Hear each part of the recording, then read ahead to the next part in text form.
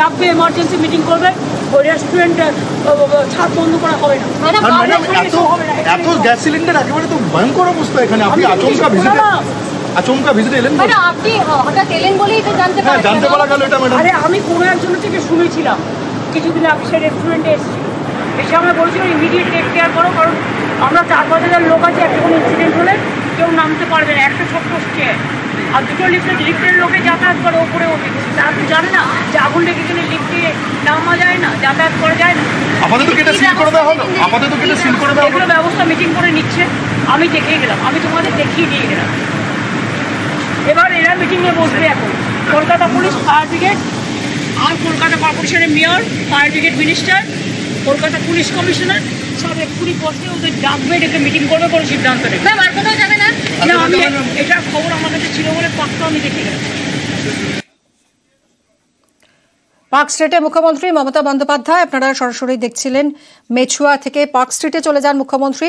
দীঘা থেকে ফিরেই মেছুয়া বাজারে যান কিছুক্ষণ আগে মুখ্যমন্ত্রী, এবং সেখানে মেছুয়া থেকেই তিনি ঘোষণা করেন এরপর তিনি পার্ক স্ট্রিট যাবেন। ম্যাগমা মার্কেটে যান মুখ্যমন্ত্রী মমতা বন্দ্যোপাধ্যায়। বিশ্বজিৎ আমাদের প্রতিনিধির সঙ্গে কথা বলবো। বিশ্বজিৎ, কি বললেন মুখ্যমন্ত্রী, কি বার্তা দিলেন?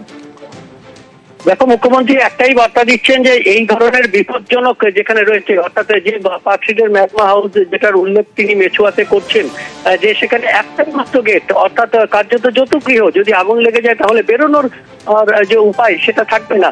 যে ঘটনাটা মেছুয়াতে হয়েছে, অর্থাৎ মেছুয়ার যে বহুতল, সেখানেও একটি কনস্ট্রাকশন কাজের জন্য, অর্থাৎ যে বার ড্যান্স ফ্লোর, এই বার ড্যান্স ফ্লোর করার জন্য যে 5 ফ্লোর, সেটাকে রিনোভেট করা হচ্ছিল, এবং তার সেই কারণে যে বিকল্প বেরোনোর রাস্তা, সিঁড়ি, সেটা বন্ধ করে দেওয়া হয়েছিল। এবং এই ধরনের কাজের জন্য যে মজুত করা হয়, যে কেমিক্যাল সহ অন্যান্য দাহ্য পদার্থ মজুত করা হয়, সেটার বিরুদ্ধেও তিনি উষ্মা প্রকাশ করেন, ক্ষোভ প্রকাশ করেন।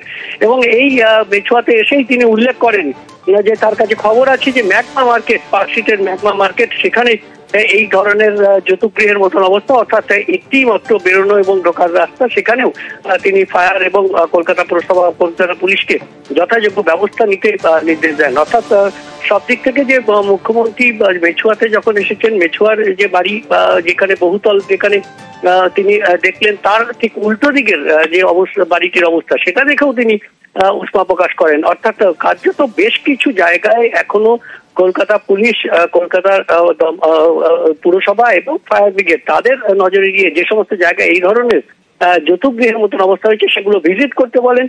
জেলার ক্ষেত্রেও, শুধুমাত্র কলকাতা নয়, জেলার ক্ষেত্রেও এসপি এবং যেখানে কমিশনারেট রয়েছে তারা, এবং দমকল বিভাগের যারা আধিকারিক আছেন, তাদের সকলকে তিনি নির্দেশ দেন যে শুধু কলকাতাতে এই ধরনের সারপ্রাইজ ভিজিট করলে হবে না, জেলার ক্ষেত্রেও সেটা করতে হবে।